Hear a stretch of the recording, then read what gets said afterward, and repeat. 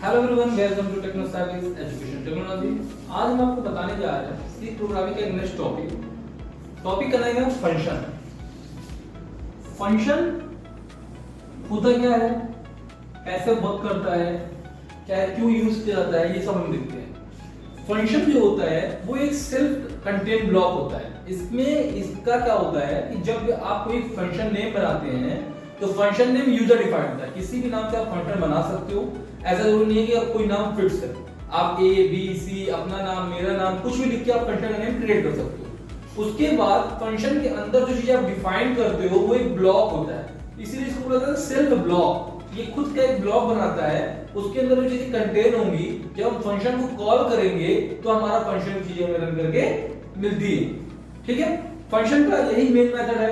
Just like अगर आप एक प्रोग्राम करते हो, हम एक प्रोग्राम की बात करें, हैज इंक्लूड studio.h void। अब यहां फंक्शन नेम में आप कोई भी नाम ले सकते हो। हमने अभी फंक्शन नेम पूरा लिख दिया है, आप यहां कोई भी नाम ले सकते हो, ये यूजर डिफाइन होता है। ठीक है, और फंक्शन नेम के बाद पैरेंथेसिस का सिंबल लगता है, साइन लगता है। क्लियर है? उसके बाद इसका हम यहाँ ब्लॉक लिखेंगे। ये हमारा ब्रेसेस के अंदर जो भी फंक्शन होगा, यहाँ पर हम डिफाइन करके हम कैलकुलेशन करके कुछ भी लिख सकते हैं। अब इंटीजर मेन चलेगा। अभी तक प्रोग्राम में हम क्या कर रहे थे, हम मेन ऊपर चला दे रहे थे। अब हम यहाँ इंटीजर मेन चलाएंगे और इंटीजर मेन के अंदर इस फंक्शन को कॉल कराएंगे। तो जब कंपाइलर हमारा मेन फंक्शन के पास आएगा तो मेन फंक्शन पर जैसे कंपाइलर आएगा वो हमारा सीधा क्या करेगा, देखेगा कि एक फंक्शन नीचे यहाँ पर डिफाइन है, फॉर एग्जांपल इंटीजर मेन में हमारा कुछ लिखा हुआ है, और यहाँ हम क्या किए, फंक्शन का जो नेम बनाए थे उस नेम का हम यूज करेंगे और उसको हम कॉल करेंगे। तो फंक्शन नेम जैसे हम कॉल कर लिए, ब्रैकेट क्लोज हो गया। तो ये फंक्शन जो है, ये फंक्शन जैसे ही कंपाइलर मेन फंक्शन में आता है, मेन फंक्शन में कंपाइलर जाएगा, देखेगा चीजों तो उसको फंक्शन नेम मिलेगा। वो फंक्शन नेम को ढूंढना स्टार्ट करेगा और यहाँ उसको मिलेगा तो तुरंत यहाँ पर जो एक ब्लॉक होगा उसको चला देगा, रन करा देगा। क्लियर है? ठीक है,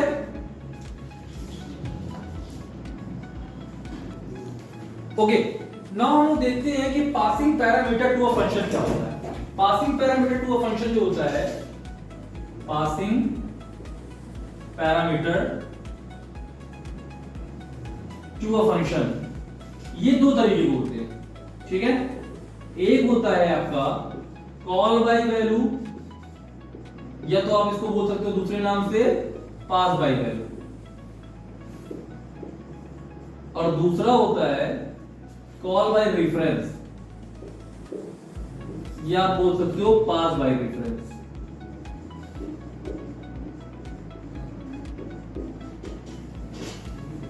एक्चुअली होते क्या है, देखिए कॉल बाय वैल्यू और पास बाय वैल्यू का मतलब क्या होता है कि जब हमें फंक्शन का आर्गुमेंट, जब हमें फंक्शन का पैरामीटर जब कॉपी करना होता है, तो इसका काम क्या होता है कि ये एक्चुअल पैरामीटर कॉपी करके आपको ये देता है। कॉल बाय रेफरेंस में हमें जब फंक्शन को हमें कॉल करना होता है तो हमें उसके रेफरेंस के थ्रू हमें उसका पैरामीटर मिलता है, मतलब उसके पैरामीटर में कोई चेंजेस ना आए बट उसका डेटा हमें मिल जाए। तो हमें उसके डेटा के लिए अगर रेफरेंस की तरफ यूज करते हैं और उसको कोई पैरामीटर में चेंजेस हम नहीं करते हैं, और यहां तो हमारा सेम एज इट इज जो होगा एक्चुअल पैरामीटर आगे कॉपी हो जाएगा। क्लियर है? तो एक्चुअल में हमने आपको बताया भी था कि कॉल बाय वैल्यू जो होती है हमारी वो एक्चुअल पैरामीटर कॉपी करती है, कॉल बाय रेफरेंस हमारा उसके वेरिएबल का एड्रेस देता है। तो आइए कुछ प्रोग्राम करते हैं। लेकिन write a program, write a program use of function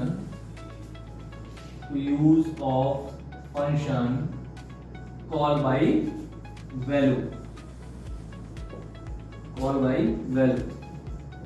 ठीक है। देखिए कैसे हमने पहले लगाया हैज इंक्लूड studio.h। studio.h के पहले जो ये है ब्रैकेट आप लगा रहे हो, इसकी जगह आप डबल मेंट कॉमा भी लगा सकते हो, कुछ ऐसे, ये भी प्रॉपर आपका रन करेगा। ठीक है ना। देन उसके बाद हमने एक फंक्शन बनाया इंटीजर इंक्रीमेंट नाम, इस नाम से इंटीजर इंक्रीमेंट, और इसके अंदर एक इंटीजर वेरिएबल नाम का हमने वैल्यू रखी। ठीक है, और हमने फंक्शन क्या चलाया, var equal to var plus 1, ये हमने फंक्शन चलाया। तो रिटर्न क्या करेगा, var की वैल्यू रिटर्न करेगा, रिटर्न var। अब मेन फंक्शन चलेगा, इंटीजर मेन, और यहां वैल्यू पास करेंगे, इंटीजर num इक्वल टू, ये num1 इक्वल टू 20 में, तो integer num2 equal to increment num1। तो प्रिंटफ परसेंटेज जी, क्योंकि हमारा ये हमारा नंबर है, तो परसेंटेज जी num1 हम वैल्यू पहले प्रिंट करा लिया, और प्रिंटफ परसेंटेज जी num2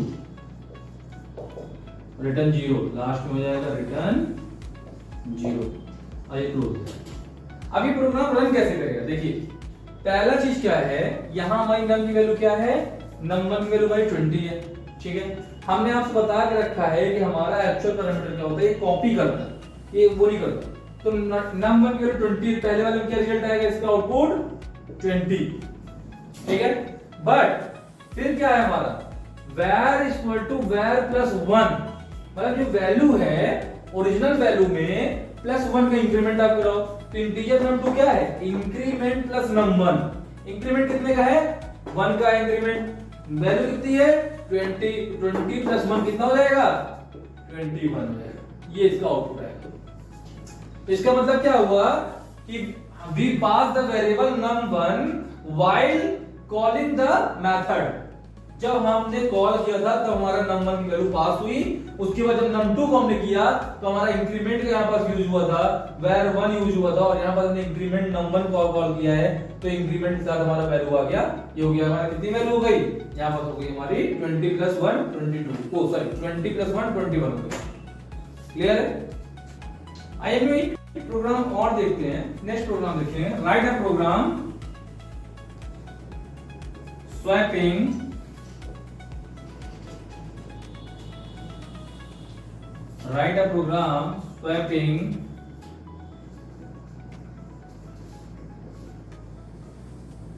number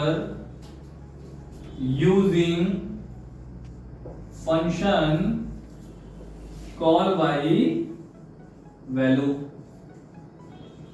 अब देखिए एक्चुअल पैरामीटर कॉपी कराना होता है, हमने लिखा हैश इंक्लूड studio.h।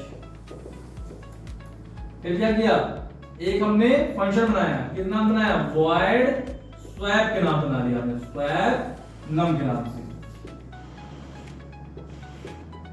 इंटीजर एक माना var1 कॉमा इंटीजर एक माना var2, ये दो वेरिएबल हमने डिफाइन कर दिए, ठीक है। देन इंटीजर temp num, एक टेम्परेरी नंबर वेरिएबल हमने यहाँ पर डिक्लेयर कर रखी है, ठीक है। तो temp num equal to var1, यहां हमने क्या किया, var1 की हम कॉपी को हमने कॉपी करा रहे हैं इसकी वैल्यू को, तो copying var1 value into temporary variable, ये कमेंट हमने पास कर दिया, ठीक है। अब क्या कर रहे हैं, var1 इक्वल टू var2, अब ये क्या कर रहा है, कॉपीइंग कर रहा है किसकी वैल्यू, फिर ये var2 कर रहा है किसकी वैल्यू, कॉपी 1 का, तो copying var2 value into var1, और लास्ट में टेम्परेरी वेरिएबल सच हो जाएगा, temp num, copying temp variable value into var2, ये हो गया, ये हमारा फंक्शन नंबर, ठीक है। एक फंक्शन बनाया स्वैप ना, वहां वेरिएबल एक 1 माना 2 माना, वहां पर हमने temp num के अंदर वैल्यू को स्टोर करके स्वैपिंग करा। अब इसका मेन फंक्शन चलाते हैं, क्या चलाएंगे, integer main function integer num equal to हमने मान लिया 35 और नम 2 इक्वल टू मान लिया 45, नम 1 मान लीजिए, ठीक है। अब printf बिफोर स्वैपिंग, पहले बिफोर स्वैपिंग एक बार प्रिंट करा दे रहे हैं ताकि हमें पता चले कि एक्चुअल वैल्यू में चेंज हो रही है नहीं चेंज हो रही है। बिफोर स्वैपिंग हमने कराया तो परसेंटेज जी num 1, num 2 ये वैल्यू। अब फिर स्वैप कराएंगे, कैसे कराएंगे, कौन सा फंक्शन यूज करेंगे, जो ऊपर हमने कॉल करा है, बना रखा है, डिफाइन कर रखा है, डिक्लेयर कर रहेगा। स्वैप num का नाम से बनाया था और num 1, num 2 हमने वैल्यू बनाई है।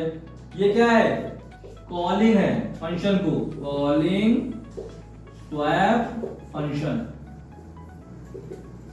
अब प्रिंटफ करेंगे, printf after swapping, printf after swapping percentage G num 1, num 2 खत्म।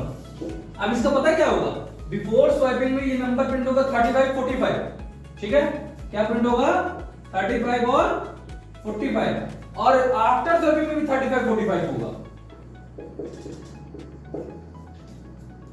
दोनों, क्योंकि इसकी क्या होगी, एक्चुअल दोनों की वैल्यू कॉपी कर रहा है, चेंज नहीं कर सकता वैल्यू को, ठीक है ना।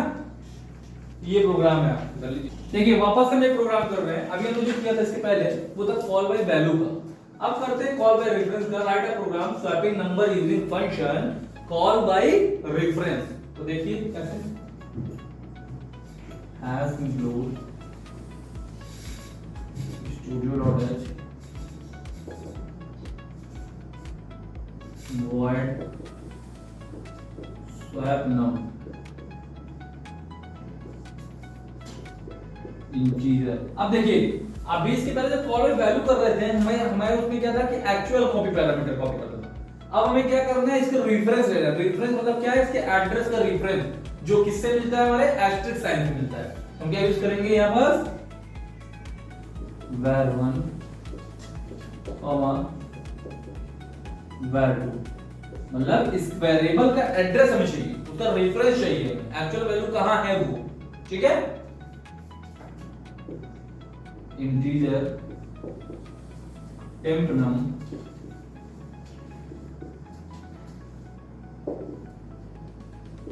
num equal to var1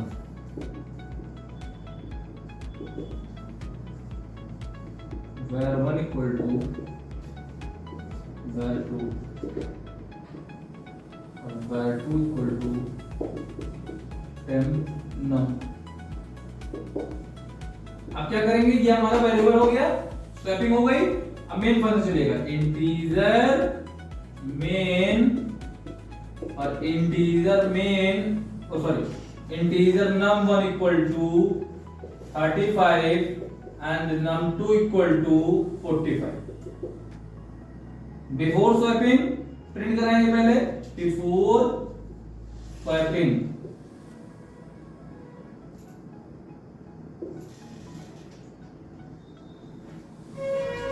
printf before swapping printf